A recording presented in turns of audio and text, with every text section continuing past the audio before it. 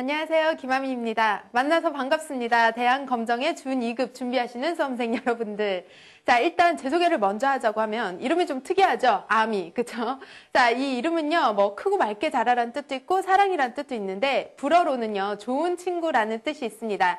우리가 준 2급을 따기 위해서 나아가는 그 길 동안 제가 좋은 친구가 되어서 함께 준비하러 왔거든요. 그러니까 저랑 같이 열심히 좀 친근하게 한문을 너무 어렵게 생각하지 마시고 저랑 좀 친하다 생각을 하시고요. 같이 공부를 해 나가시면 좀 좋은 효과를 낼 수 있지 않을까라는 생각이 듭니다.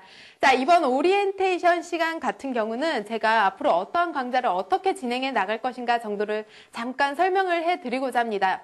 뒤에 보면 막 색깔로 되어 있잖아요. 그쵸? 한 강 한 강마다 색깔이 다른 것처럼 그 강좌를 준비하면서 이 부분은 이렇게 준비해야 돼. 이 부분은 이렇게 준비해야 돼. 준비하는 방식이 조금씩 다릅니다. 그래서 제가 그 색깔 다른 제목처럼 문제 유형이 어떻게 나온다. 이 부분은 이렇게 대비하는 게 좋지 않을까? 라는 것들을 여러분들과 함께 친구가 되어서 열심히 고민을 해보고자 합니다. 자, 그러면 제가 이번 시간에 준비한 거, 앞으로 우리가 강의를 해 나갈 부분들이 어떠한 것들이 있는지 몇 개만 잠깐만 설명을 드리도록 할게요.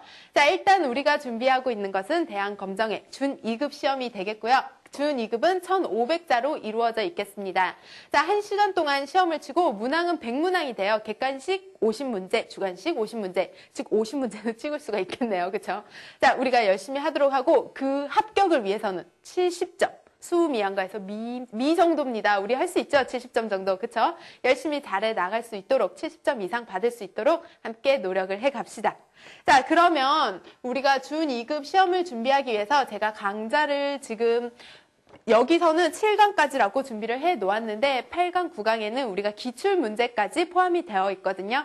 그렇게 9강의 강좌를 진행하는 동안 여러분들과 함께 공부를 해 나가도록 하겠습니다.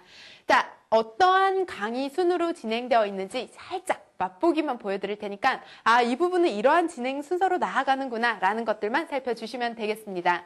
자, 첫 번째 강의에서는요. 육서랑 이음동자라는 제목을 가지고 공부를 하게 될 겁니다.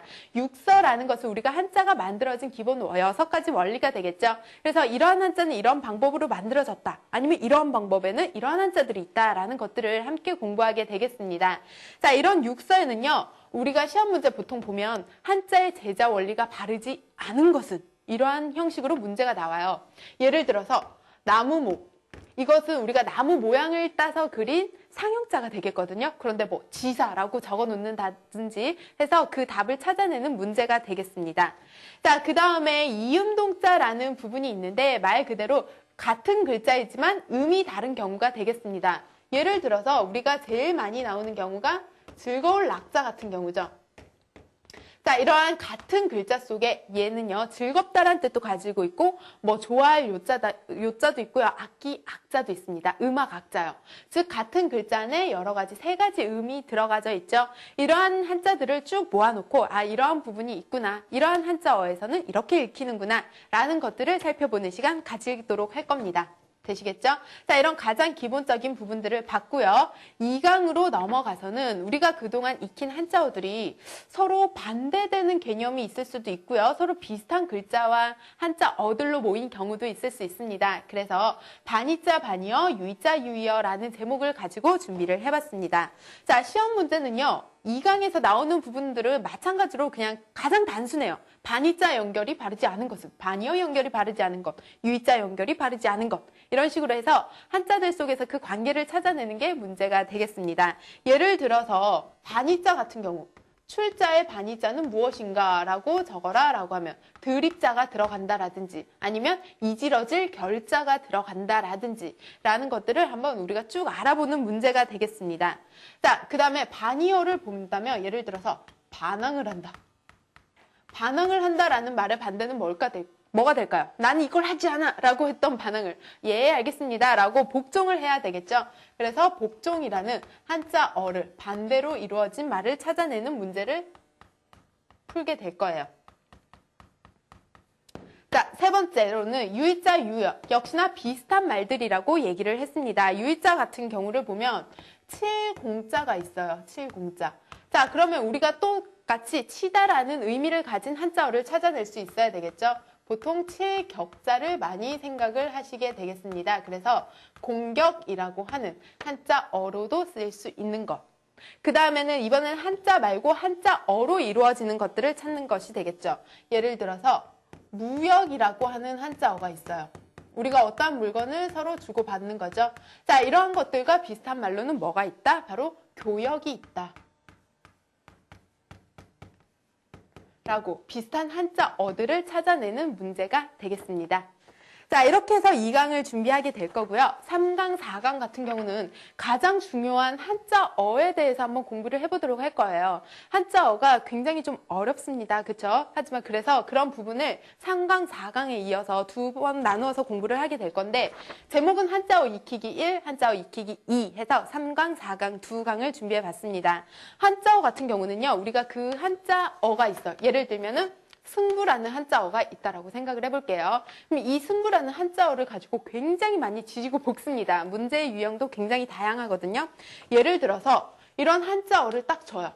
줘놓고 이 한자어의 뜻으로 알맞은 것은 이라고 합니다. 그래서 뭐 1번 이기고 진, 2번은 뭐 아픈 거, 3번은 뭐 메고 가는 거 등등등 틀린 답안들을 주겠죠. 여기서 맞는 답안을 고르는 문제가 되겠습니다. 정답은 이기고 짐이 되겠죠.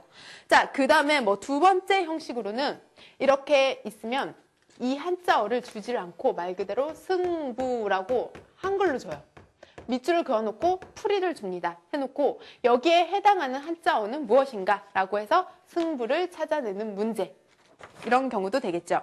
아니면 예를 들어서 우리는 그 경기 승부에 대해서 정정당당하게 해내기로 했다라고 해놓고 승부라는 부분을 네모칸을 쳐놓아요. 그래서 이 문장에서 가장 자연스럽게 어울릴 수 있는 말은? 이라는 문제를 줄 수도 있고요. 아니면 그 문장을 해놓고 승부라는 말에 밑줄을 그어놓고 여기에 한자로 바르게 쓴 것은 이라는 정도의 문제도 활용이 될 수가 있습니다. 즉 굉장히 많은 부분으로 활용이 될 수 있기 때문에 굉장히 어려우면서도 굉장히 중요한 장이 바로 3강과 4강으로 이어지게 되겠죠. 자, 5강으로 넘어가면 이런 한자어들, 우리가 한자들이 모여서 이루어진 한자 성어 부분이 되겠습니다. 바로 여러 가지 글자로 이루어진 성어, 보통은 사자성어에 대해서 주로 공부를 하게 되겠죠. 자, 사자성어에 대한 예도 들어볼게요. 처음에 각주국엄이라는 성어가 있다라고 했을 경우 객관식의 경우에는 어떻게 나오냐면요. 하나를 네모칸을 쳐요. 이 중에서 하나를. 그래서 이 네모 안에 들어갈 알맞은 한자는 이라고 내기도 하고요. 아니면 이 한자어를 주고 이 성어를 주고 여러 가지 뜻풀이를 적어 놓아요. 뭐 세상 일의 어두움, 뭐 아니면 배를 잘 고쳐야 함, 뭐 등등 여러 가지 예문을 주고 이 성어에 대한 알맞은 풀이는 이라는 문제를 주거든요. 즉 이러한 경우는 성어에 대한 집중적인 뭐 해석과 속뜻 이해만 한다면 또 금방 잘 풀어내실 수 있는 부분이 되겠습니다. 되시겠죠? 자, 그 다음에 6강은 한자어 짜임이라고 하면 여러 가지 우리가 한문이 그냥 이루어진 게 아니고 문법이 들어가져요. 주술 관계라든지 술보, 술목 등등등등등 여러 가지 것들, 그쵸? 그러한 짜임을 알아보고 거기에 해당하는 예문들도 좀 살펴볼까라는 생각을 하고 있습니다. 자, 그 다음에 속담과 성어인데 우리가 앞에 한자 성어라고 해서 성어 부분을 많이 공부를 했어요. 그 성어를 이번에는 속담과 연결을 시켜서 한번 문제를 공부해 보도록 할 거고요. 단문장이라는 것은 짧은 문장 있죠? 한 문장으로 이루어진 것들. 한번 해석을 해보면서 허사에 대한 것들도 한번 생각을 해보도록 할 겁니다. 자, 그 다음에 7강으로 넘어가면 한문과 한시인데 한자, 한자어, 한문으로 영역이 나누어져 있죠. 이 한문에서는 바로 통합적인 아주 긴 문장들에 대해서 공부를 할 겁니다. 자, 여기서는 우리가 문장 해석에 대한 것들도 좀 집중적으로 잘 살펴보아야 돼요. 이 해석을 하기 위해서는 허자의 쓰임도 잘 알아야 되니까 우리가 허자의 쓰임들에 대해서도 집중적으로 공부를 해볼까라고 합니다. 자, 그 다음에 한시는 감상도 중요하지만 한시에 대한 형식이 있어요. 형식이 어떻고 그 다음에 운자가 어떻고 이런 것들, 끊을기가 어떻고 이러한 부분들에 대해서 살펴보고 한시를 다시 한번 살펴보는 시간 가지도록 할 겁니다. 자, 그 다음에 8강, 9강은 우리가 이러한 문제들을 총 공부를 다 해서 실전처럼 기출문제를 다시 한번 공부의 시간을 가지도록 하는 거죠. 자, 이러한 강좌 진행 순서로 되거든요. 깔짝깔짝 맛보기만 보여드리니까 살짝 아쉽죠? 자, 직접 들어가시면 제가 한강 여러분들께 최선을 다해서 강의를 해드리면서 좋은 친구가 되어드리겠습니다. 저는 개인적으로요, 욕심이 생깁니다, 솔직히. 그냥 혼자서 공부하신 분들보다는 저랑 같이 공부하신 분들이 훨씬 좋은 점수를 얻고 합격을 많이 하는 것, 그것이 제 목표기도 하거든요. 저도 화이팅해서 열심히 하겠으니까 우리 수험생 친구분들도 욕심을 내서 열심히 저랑 같이 한강 이뤄나가시길 바라겠습니다.